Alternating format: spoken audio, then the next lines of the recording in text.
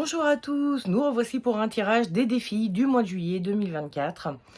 Le défi du mois de juillet, c'est-à-dire, comme d'hab, j'ai un tirage à 3 choix. Vous allez choisir parmi, 3 objets que je vais vous présenter et vous allez voir un petit peu le défi qui va se proposer à vous au cours du mois de juillet et ensuite nous verrons, qu'est-ce que, le tarot et les runes vous invitent à faire pour relever le défi et ce qui vous invite à ne pas faire pour éviter de vous planter dans votre défi. Bref, on va commencer tout de suite à regarder les petits objets qui sont des pierres pour changer, hein, parce que j'ai pas beaucoup de choses à vous présenter à part des pierres. Donc celle-ci est une pierre. Alors attendez, j'ai pris une petite flat light pour vous montrer un peu à quoi ça ressemble parce qu'il y a de la transparence dans ces pierres. Donc vous voyez, c'est une pierre.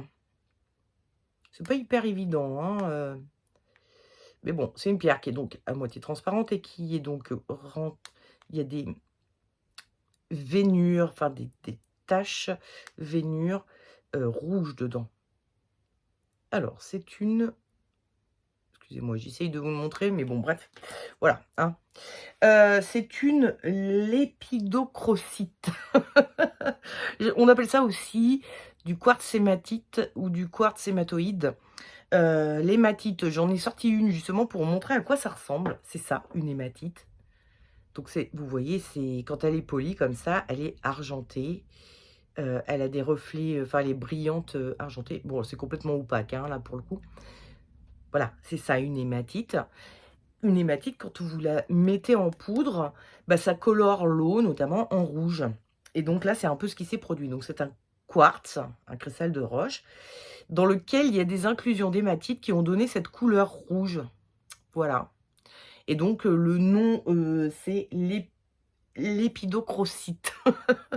Bon, moi j'appelle ça le quartz hématite, mais parce que c'est plus simple à retenir, mais voilà. Le vrai nom, c'est l'épidocrocite.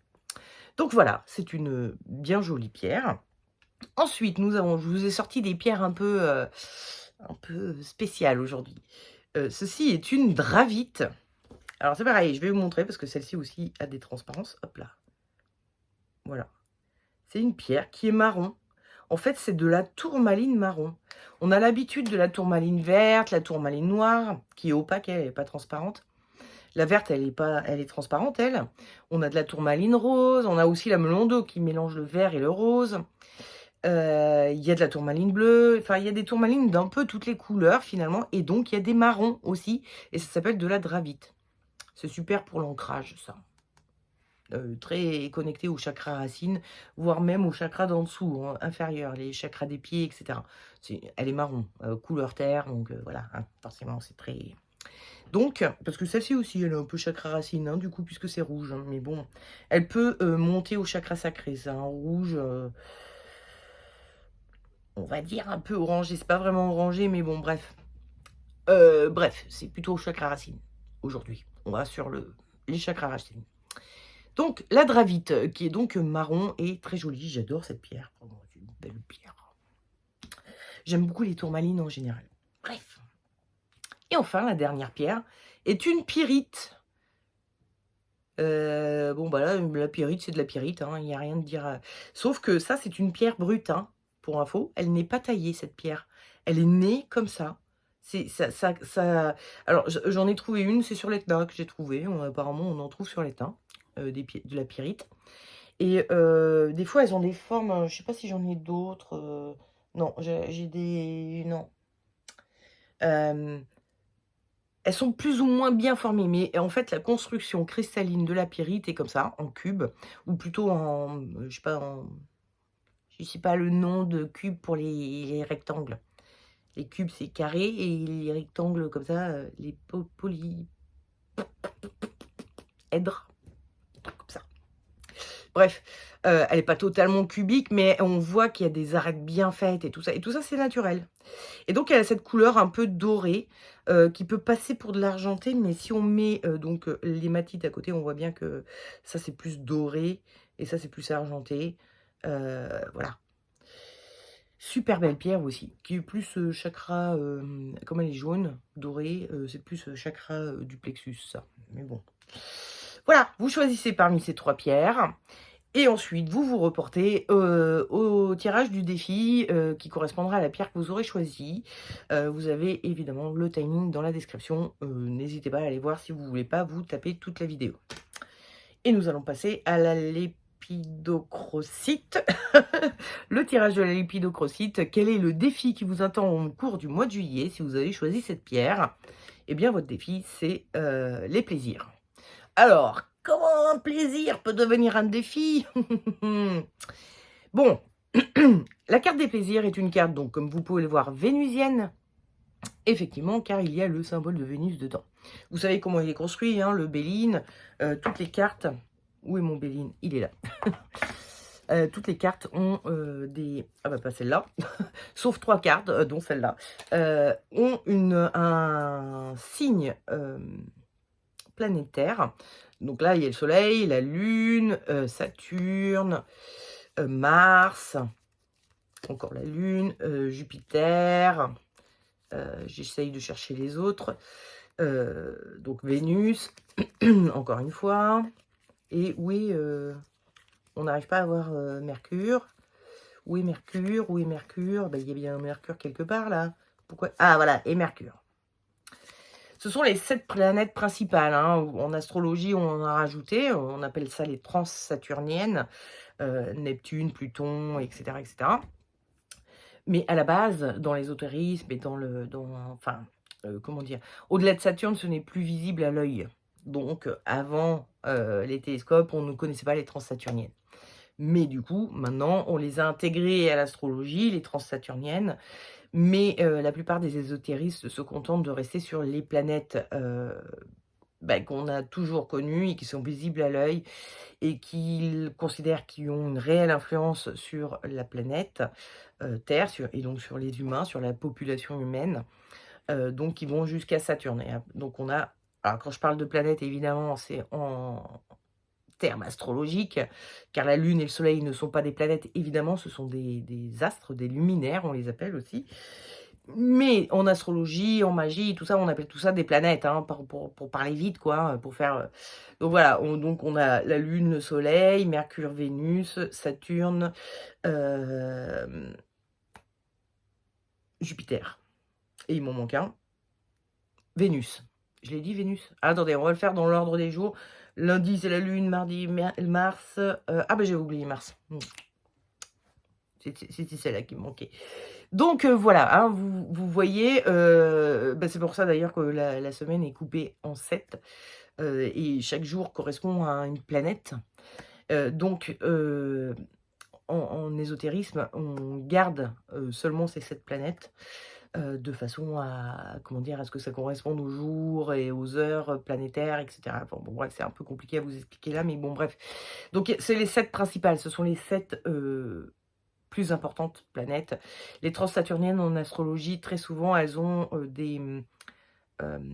elles vont moins avoir d'influence sur nous, sur notre thème natal, elles vont plus avoir des influences sur les générations. L'influence est plus diffuse et plus globale et moins particulière, moins sur nous personnellement, dans notre thème astral, etc. Bon, bref. Tout ça pour dire que donc l'oracle de Béline, qui a été fait par le Mage Edmond, donc il y a fort longtemps, est un jeu qui est basé sur les 7 planètes ésotériques, les 7 planètes principales, les 7 planètes que l'on a gardées dans l'ésotérisme, donc qui ne comprennent pas les transsaturniennes. Et tout ça pour vous dire que, à la base, chaque carte donc comporte une planète. Ici, nous avons Vénus, mais chaque carte a une planète cachée. Ici, nous avons Mercure, car avec la lyre, qui est un des attributs de Mercure, nous sommes avec la planète cachée Mercure qui s'intègre à cette carte des plaisirs. Et les plaisirs, ça va nous parler du fait donc de se faire plaisir, effectivement, mais c'est aussi avec Vénus et Mercure, on est sur le fait de parler bien, de bien parler. Le fait de... pour les plaisirs sur d'autres thématiques, c'est-à-dire que là, je reviens à mes moutons. nous sommes sur des défis, donc sur forcément quelque chose d'un peu négatif. Les plaisirs, normalement, est plutôt une carte positive, hein, ça va nous parler de se retrouver entre amis, de communiquer avec les amis, de boire des bons verres, de prendre du plaisir ensemble et cetera. Enfin voilà, c'est les plaisirs. Ici, on va pas pouvoir parler de ça parce que c'est pas un défi de prendre du bon temps, hein, donc quel est votre défi? On a donc Vénus et Mercure qui sont là tous les 2 pour dire: «Il va falloir embellir les choses». Vénus, c'est une planète, pardon, qui va nous parler de la beauté esthétique, de faire en sorte, voilà, et Mercure, c'est une planète qui nous parle de parler et donc il y a cette notion de un peu faire passer des vessies pour des lanternes. Votre défi, ça va être de, genre, il y a quelqu'un qui s'arrête devant chez moi. Les gens sont toujours très intrigués par mon arbre, c'est un néflier du Japon qui donne des fruits en cette saison-là, en ce moment, et c'est marrant, il y a beaucoup de gens qui s'arrêtent parce que déjà l'arbre est immense, il est monumental et puis en plus il y a des fruits, ils connaissent pas forcément, puis il y a certains qui les connaissent et qui, se disent: «Mais comment je vais pouvoir en piquer quelques-uns?» Parce que c'est un fruit qui est pas très connu, mais qui est très apprécié dans certains pays et notamment, les asiatiques. Moi dans mon quartier, il y en a pas mal. Elles sont très friands parce que je pense que ça pousse, beaucoup chez eux et donc forcément, quand ils en voient, ils ont envie d'en manger. Ça leur rappelle peut-être un peu le pays, j'en sais rien. On en trouve aussi dans le sud de l'Europe, au Portugal, je pense en Espagne, j'imagine. En tout cas, l'Italie du Sud, on en trouve aussi. Enfin bon, bref. Passons. Donc je disais, vous essayez de faire passer des vessies pour des lanternes. Il y a vraiment une notion de, il y a quelque chose que vous essayez de faire passer et vous essayez de l'embellir pour que ça passe. Vous essayez de convaincre quelqu'un et donc vous essayez de vous montrer diplomate ou d'enrober les choses ou d'embellir les choses. Ça peut être un peu tout et n'importe quoi. Ça peut être dans le travail, c'est, de faire en sorte qu'un client signe, tout simplement, le contrat, et vienne avec vous. Donc vous allez essayer de lui vendre du bonheur, quoi, hein. Vous allez essayer de lui vendre, bah, des vessies pour des lanternes un petit peu, hein, parce que vous êtes pas tellement mieux que les concurrents, mais vous essayez, voilà, enfin pas tellement mieux. Excusez-moi, j'ai un cheveu qui me barrait la face là. Vous le voyez pas vous, mais moi je le sens. Heu, décidément, je vais pas y arriver.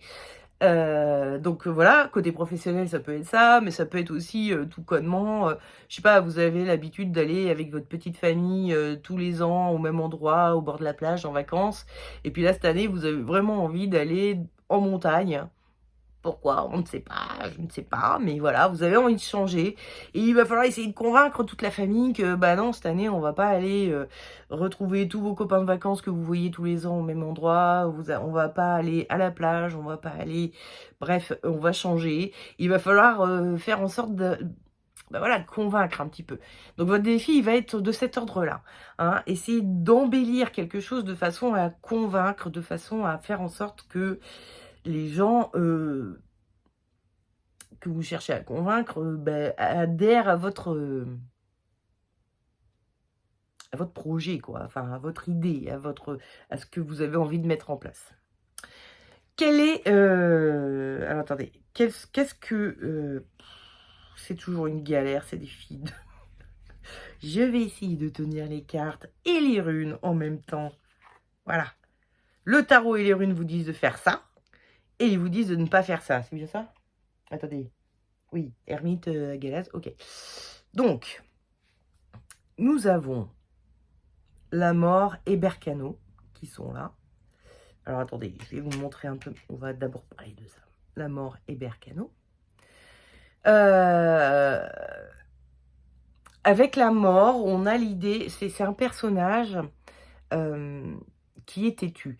Il travaille sa terre, il est prêt à couper des têtes, il est même prêt sur certaines cartes, bon là ça se voit pas sur cette carte-ci, mais des fois il se coupe le pied tellement il est acharné dans son travail, et il est, déterminé. Il veut aller au bout des choses, il veut aller au bout de son projet de culture de sa terre et il va y aller en force un petit peu. Il est un peu bourrin, hein. La mort, c'est un personnage un peu bourrin, il y va en force et il est surtout très têtu.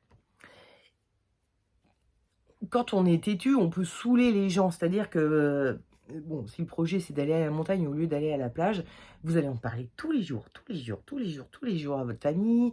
Vous allez tous les jours aller regarder, sur les sites de la région que vous visez et leur dire: «Oh là là, mais en plus il y a un musée de ci, puis il y a un marchand de ça et puis on peut aller visiter tel site» et puis blablabla. Tous les jours, vous revenez à la charge, vous êtes très, très, très, très insistant, un peu en mode bourrin. Et avec Bercano, c'est une rune qui va nous parler de la maternité, bon, de la fertilité en général, mais aussi de la maternité surtout, du fait d'être maternant. Et la maternité s'accompagne parfois, évidemment c'est pas le cas de toutes les mamans, mais d'étouffement. Vous étouffez les gens à force de leur bourrer le mou avec votre problématique, ce que vous voulez.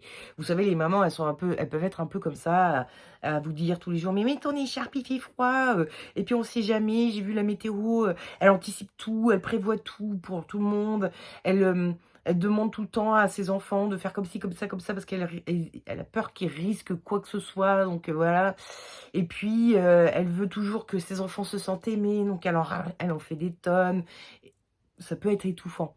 Donc vous pouvez, avoir ce côté de: «Tu es mignonne, hein, ou tu es mignon, hein, on t'aime, hein, mais qu'est-ce que tu nous saoules, qu'est-ce que tu es lourde ou lourd à nous parler de ça tout le temps» et en fait, à force, vous risquez de braquer les gens.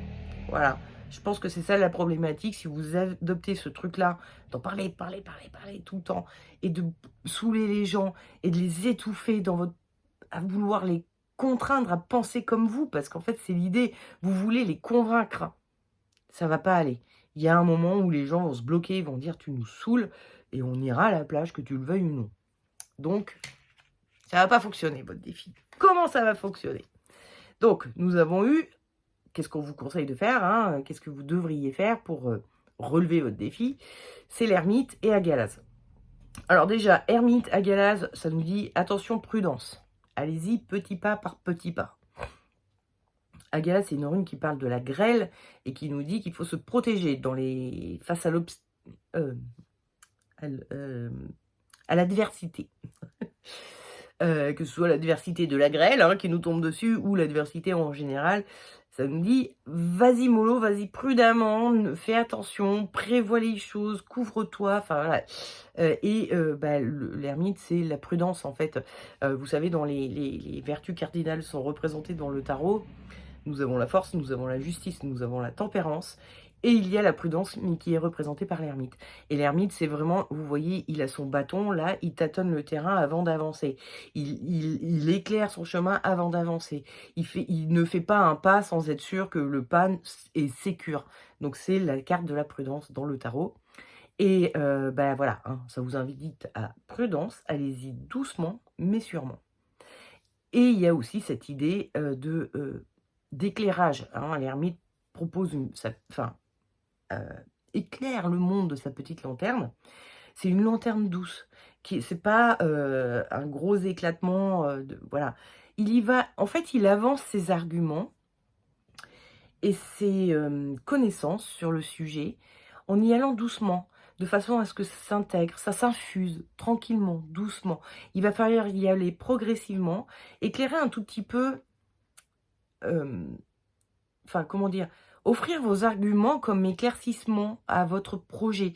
C'est-à-dire qu'il va falloir, faire prendre conscience aux autres que votre projet est intéressant, mais il va falloir y aller pas en mode bourrin, mais en mode, délicat et plutôt en mode j'infuse tranquillement, doucement, mais j'infuse l'idée plutôt que j'essaye de l'imposer, j'essaye de convaincre à tout prix en bourrant le mou des gens. Il va falloir y aller vraiment doucement, mais sûrement, étape par étape, petit pas par petit pas. Heu, vous voyez ce que je veux dire, hein? C'est de pas trop pressuriser les gens. Vous réussirez à les convaincre si vous y allez comme ça doucement, en éclairant un petit peu, en disant: «Tu te rappelles l'été dernier, on a eu très, très chaud au bord de la mer. Ben là, on va être à tant de hauteur, à 600 m, 800 m de hauteur. Ben il fera moins chaud, figure-toi. Mais il y aura quand même le soleil. Il y aura quand même les bienfaits du soleil, mais voilà». Hein, vous voyez un petit peu le truc, heu, la façon d'essayer de faire changer d'avis l'autre, mais intelligemment. Voilà. Donc, je vous souhaite de relever le défi et puis que les gens vous suivent dans votre projet. dans l'idée que vous en avez, le projet que vous avez. Je vous souhaite de le relever, mais n'y allez pas en mode trop bourrin. Vous allez braquer les gens et vous allez pas y arriver. C'est surtout ça. Voilà, et puis il me reste plus qu'à vous souhaiter un excellent mois de juillet. Si vous partez en vacances, top, profitez. Si vous partez pas en vacances, c'est pas grave, profitez quand même. Et puis, bah, bientôt, hein, peut-être, au défi, du mois d'août, je ne sais pas. On verra, le moment venu. Et nous allons passer au tirage de ceux qui ont choisi la Dravite, donc qui est une tourmaline marron. Et votre défi à vous, c'est l'entreprise. Les entreprises, c'est au pluriel, hein, oui. Et plus ça va, moins je vois clair, hein. Vous avez remarqué, je mets la carte super loin pour lire. J'ai commencé à acheter des lunettes pour lire. Vous avez les lunettes loupe là qui effectivement, on a l'impression que les choses sont très grosses. Et ouais, bah, surtout que bon, quand on lit dans son lit, on a une petite table de chevet avec, très peu de lumière et là, ça commençait à devenir très, très dur. Jusqu'à présent, j'avais pas besoin, mais là, ça y est, ça commence. Bref, donc les entreprises. Les entreprises qui est une carte, mercurienne. Mais avec ce marteau, on a aussi la notion de Mars. C'est la planète cachée, c'est Mars. Mercure-Mars. Mercure qui nous parle d'entreprise, effectivement, hein, qui nous parle de commerce, qui nous parle de gagner de l'argent, en fait. De se lancer dans des projets, quoi, hein. Il y a vraiment ce truc, avec la jeunesse de Mercure, on est enthousiaste, etc., etc. Et avec Mars, il y a la notion de se mettre en action quand même, un petit peu. Donc là, avec les entreprises, vous avez votre défi, ça va être de passer du plan, qui est très mercurien, hein. Le plan, c'est l'imagination, le fait de projeter, de mettre, voilà, sur papier les choses, OK? Et avec Mars, on a la notion de, ben oui, mais là, on n'en est plus à projeter, à préparer, à tracer les plans de notre, voilà, on en est à mettre en œuvre. Il va falloir que vous mettiez en œuvre quelque chose que vous avez déjà en projet depuis un petit moment, OK? C'est déjà plus ou moins près dans votre tête, mais là, il est temps de mettre en œuvre, de faire les choses et de concrétiser les choses au cours du mois de juillet. Alors, attendez.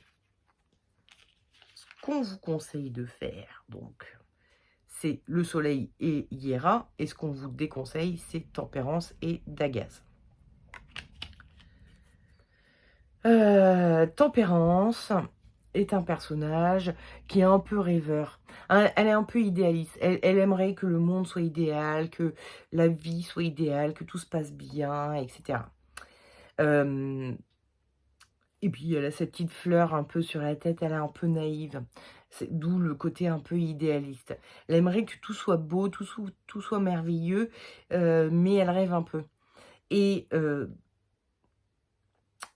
pense qu'elle vous invite à vous dire: ne crois pas que parce que tu as tout préparé en amont et que tu es prêt à mettre en œuvre, ça veut dire qu'il y aura 0 difficulté, que ça prendra pas du temps, que voilà, il va y avoir besoin.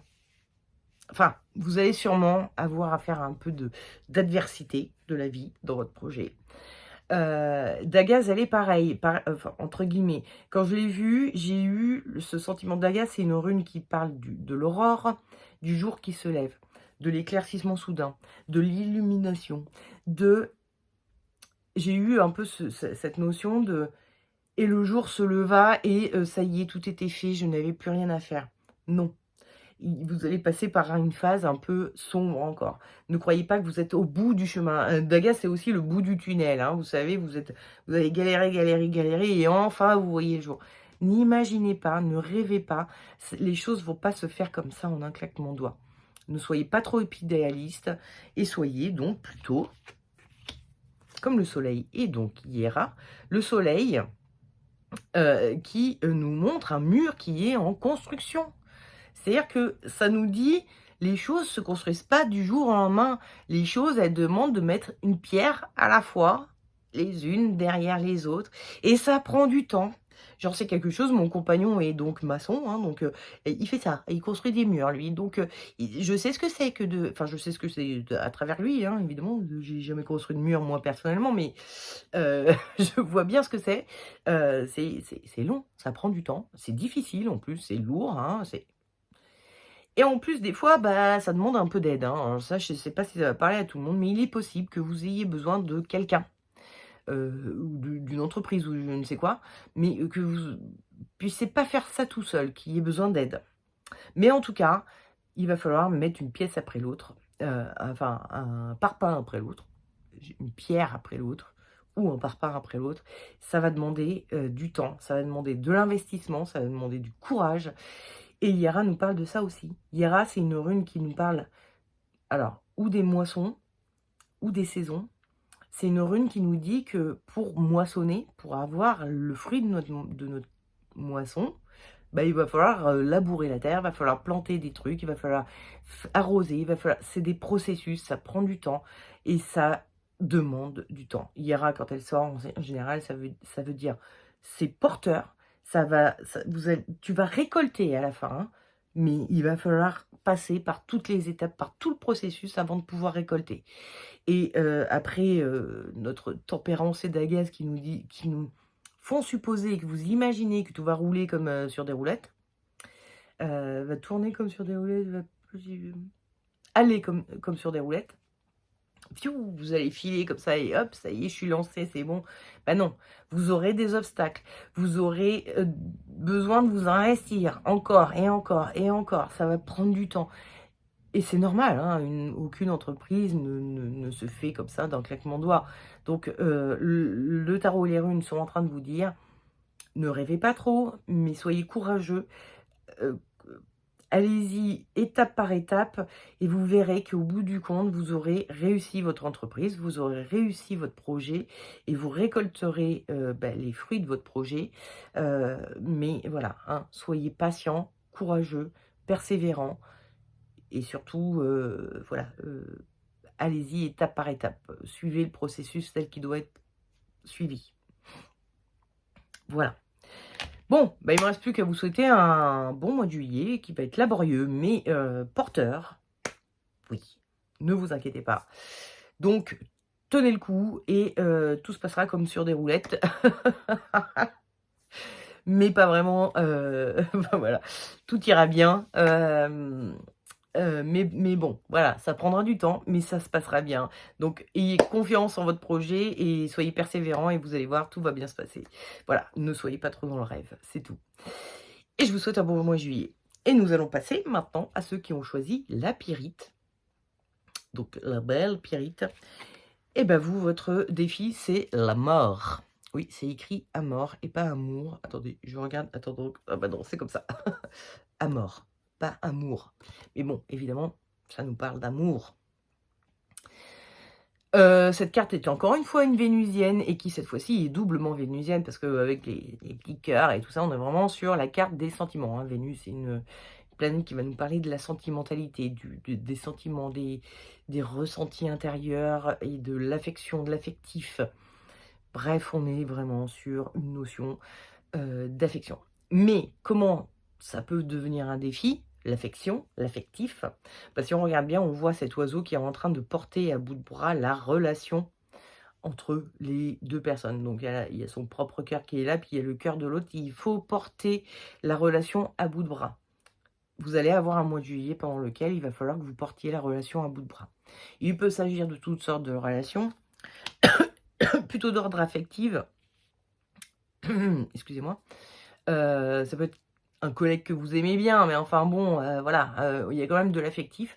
Ça peut être un enfant, qui est en pleine crise d'adolescence, par exemple, hein. On sait bien comment ça se passe. Les enfants en pleine crise d'adolescence ont tendance à vous en faire baver et à vous dire que de toute façon on est trop nuls et que gna gna gna, enfin bon voilà. Et vous portez la relation à bout de bras parce que vous savez que une fois qu'il aura fini sa crise d'adolescence, il reviendra dans le lien avec vous et vous redeviendrez proches. La relation aura très certainement changé parce qu'il aura grandi, il aura pris un peu de plomb dans la tête, mais elle reviendra quoi, a priori, hein, sauf si vraiment ça se passe très très mal entre vous et vos enfants, mais bon, A priori, souvent, c'est comme ça, hein. Il y a la phase d'adolescence où les enfants nous détestent et puis, après ils reviennent et ils se disent: «Bah, finalement, tu avais pas tort dans la vie, j'étais un petit peu con quand j'étais ado, mais voilà». Donc vous portez la relation à bout de bras pendant un certain temps. Ça peut être, parce que, une personne de votre entourage, un ami très proche, votre compagnon, quelqu'un de votre famille a perdu quelqu'un, est en plein deuil ou perdu quelque chose, a perdu sa maison dans un incendie, a perdu son travail. Bref, il peut y avoir une phase très difficile pour cette personne qui fait que vous êtes obligé de le porter un petit peu à bout de bras en ce moment. Ça peut être aussi le fait que, heu, par exemple, votre compagne ou compagnon est en train d'arrêter de fumer, donc il est complètement azimuté par hem, sa problématique de «sevrage» entre guillemets et donc il est pas très sympa en ce moment, il peut être un peu greu, un peu voilà et du coup vous vous retrouvez à porter encore une fois, vous savez que le phénomène ne va pas durer, ou en tout cas n'est pas fait pour durer a priori, mais que pour l'instant la personne en face de vous est pas dans la capacité de, entretenir la relation et vous l'acceptez. Vous la portez à bout de bras, le temps que durera la phase dans laquelle l'autre n'est pas en capacité d'alimenter la relation. Voilà. Qu'est-ce que l'on vous conseille? Attendez, hop. On vous conseille donc le chariot et Thurisaz et on vous déconseille le jugement et Pertro. Pertro qui est arrivée inversée. Normalement, elle se présente comme ça. Et là, elle est venue comme ça. On va d'abord parler donc du jugement et de Pertro. Je vais la remettre à l'endroit parce que c'est mieux.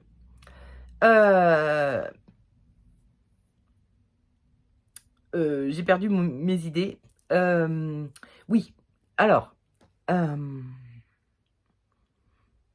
le jugement nous parle, de faire des prières, pour, obtenir une vie «meilleure», entre guillemets. Et Pertro est une rune qui nous parle du destin. On appelle ça aussi le cornet à dés, parce qu'on imagine que ça, ce serait un cornet, il y aurait des dés et on lancerait les dés. Donc ça peut parler un peu du hasard, mais il y a quand même ces notions de destinée et qui sont liées au futur également. Le jugement et Pertro sont en train de vous dire: ne vous perdez pas trop dans l'espoir d'un futur meilleur dans cette relation, évidemment, hein, encore une fois.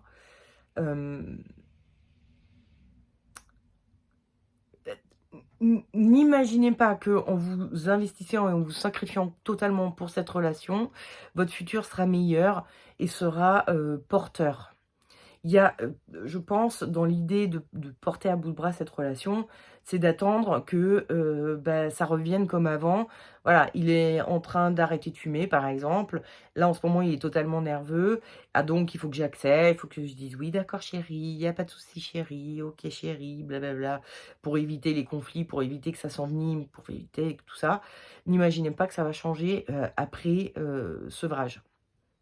Il se peut que ça ne change pas et ou que ça, change, que ça se calme un peu, mais que la relation change, complètement quand même. C'est-à-dire, je vous donnais l'exemple de l'adolescent tout à l'heure. Vous aviez une certaine relation avec votre enfant qui était très fusionnelle parce qu'évidemment, l'enfant jusqu'à l'adolescence est très en besoin de ses parents, il a très besoin pour tout et n'importe quoi. Arrive l'adolescence où il commence à avoir une certaine autonomie et il a besoin de couper le cordon.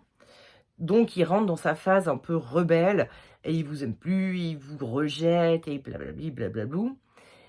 Vous savez que cette relation-là va enfin ce rejet ne va pas durer, OK.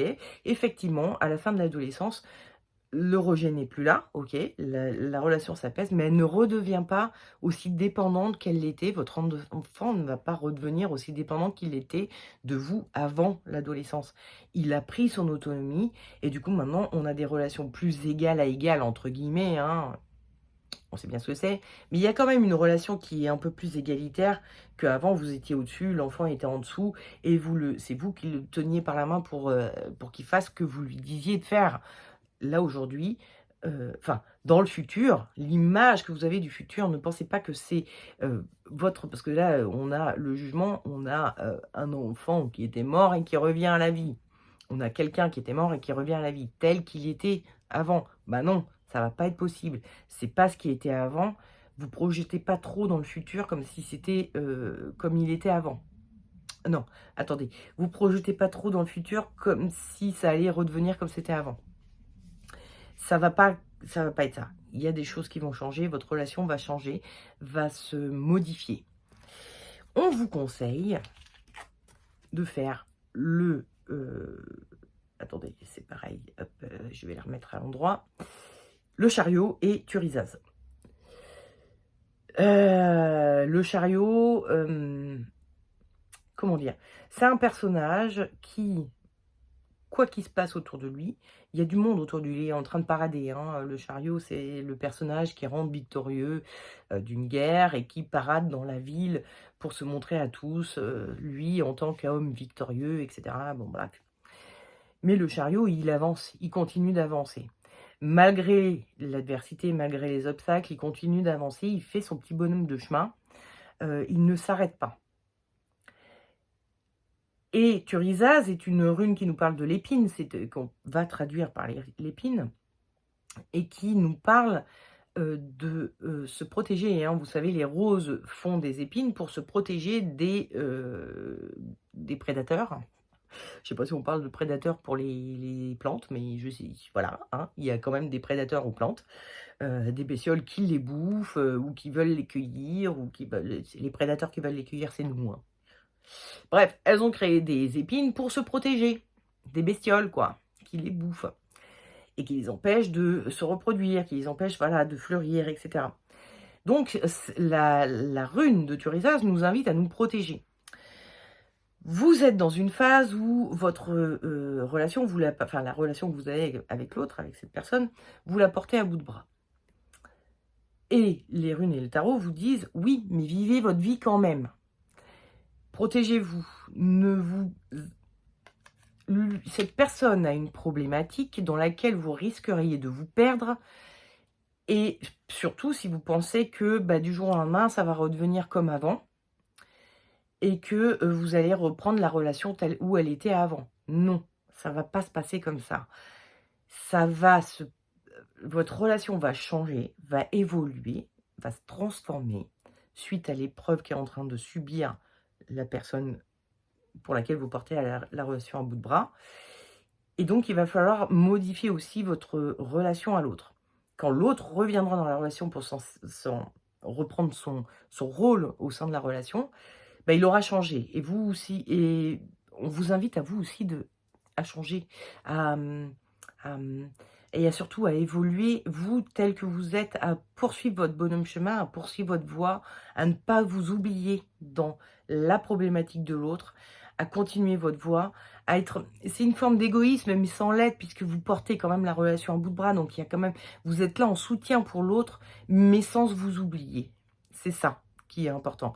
C'est une forme d'égoïsme, mais qui est écologique, en quelque sorte, parce que si vous vous perdez dans la relation à l'autre, il est possible que l'autre estime que c'est tout à fait normal et habituel, du coup, que vous soyez là tout le temps pour le soutenir.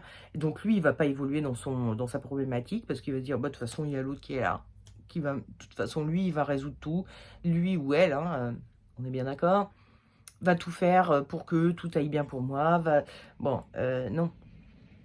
Il va falloir continuez votre vie, assurez votre vie, vous avez une vie, vous devez vous lever le matin pour aller travailler, vous avez peut-être des gosses à élever, vous devez vous nourrir, vous devez payer vos factures, donc vous avez votre vie, quoi.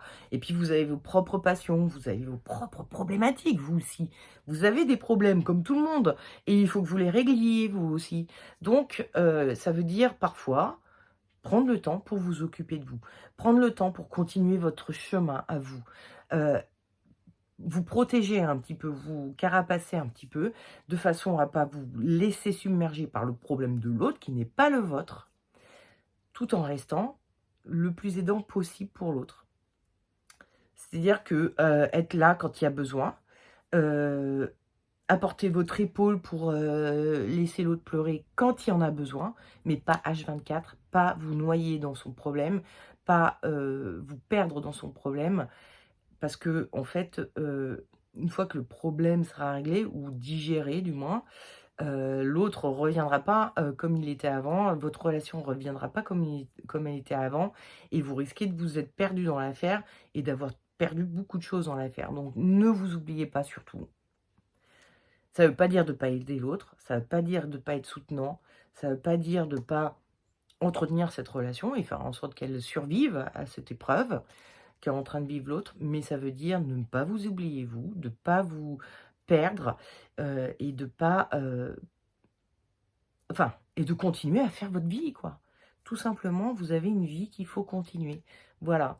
Donc et a priori, ce sera mieux même pour votre relation. Si vous continuez votre vie, que vous restez vous-même et que vous continuez à, comment dire? Assouvir tout ce dont vous avez besoin, tout ce dont vous avez envie, régler vos problèmes et cetera, tout en étant aidant, bah, ça fera que votre relation sera d'autant meilleure une fois que tout ça sera passé, dépassé.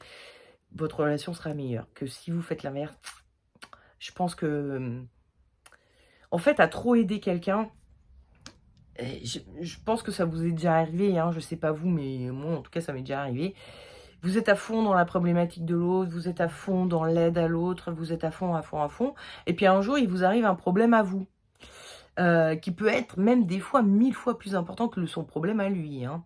J'ai déjà vécu ça avec quelqu'un qui avait toujours des problèmes avec tous ses mecs, gna gna gna. Tout le temps, voilà. Et puis moi, je sortais d'une relation qui était beaucoup plus longue que toutes les relations qu'elle avait jamais eues et qui se finissait plutôt mal, hein. Il y avait des voilà, ça j'étais pas bien et donc j'en parlais beaucoup et puis, ben, un jour, on m'a fait comprendre que, bah, tu es carrément égocentrique parce que tu parles tout le temps de ça et moi aussi, j'ai mes problèmes. J'ai mon 15e mec du mois qui m'a encore larguée. Heu, je dis: «What?» Je t'écoute, ça fait depuis notre enfance que je t'écoute, que toi, tu es une égocentrique finie et je ne fais que t'écouter parce que tu ne m'écoutes pas, je ne peux pas parler, je peux pas en caser une et le jour où moi j'ai un problème, ben, on me dit: «Ah là là, mais qu'est-ce que tu es égocentrique?» Bon bref et en fait là, ça a tout cassé. Et quand cette personne m'a dit ça, je me suis dit: «Mais attends, moi j'ai tout donné» et du jour au lendemain, j'ai dit: «Ah non, mais là je peux plus». Si moi je te donne tout et que en échange, moi j'ai même pas le droit d'être écoutée 3 jours d'affilée sur un problème qui est quand même, d'une certaine importance, bah, non, voilà. En fait, vous risquez de vous épuiser à aider l'autre et de pas avoir en retour le moindre remerciement, le moin ça va paraître normal parce qu'en fait, vous l'avez toujours fait. Vous êtes, enfin voilà, vous avez été là, vous êtes toujours là et puis ça devient normal. Alors du coup, on oublie de vous remercier, on oublie de vous dire que, bah, vraiment heureusement que tu es là, merci beaucoup et du coup, vous allez peut-être à un moment donné vous dire: «Non mais là c'est bon, j'en ai marre, stop» et vous allez complètement péter la relation. C'est-à-dire vous allez arriver à un point de non-retour où non, c'est trop, soit c'est moi, soit c'est l'autre et je me choisis moi, parce que vous allez vous choisir vous, hein. De toute façon, ça une réaction, archaïque, hein, à un moment donné.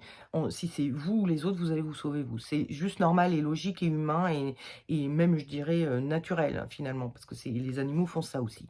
S'ils doivent ou sauver, même leur bébé ou eux, ils vont sauver eux. Ils vont pas sauver leur bébé. Parce que leur bébé, de toute façon, si c'est pour mourir eux, le bébé il va pas survivre. Donc ils sont pas cons, hein. Voilà. Bref, tout ça pour dire que à un moment donné, vous allez péter un câble et vous dire: «Non mais là c'est trop, j'ai trop donné» et vous allez tout laisser tomber. Donc si vous voulez vraiment que la relation survive, il va falloir vous aider vous aussi. Voilà. J'ai fait un peu long sur ce tirage-là. Mais bon, il me reste plus qu'à vous souhaiter un excellent mois de juillet et puis je vous dis, bah, une prochaine pour un autre tirage de je ne sais quoi. Des gros bisous, ciao!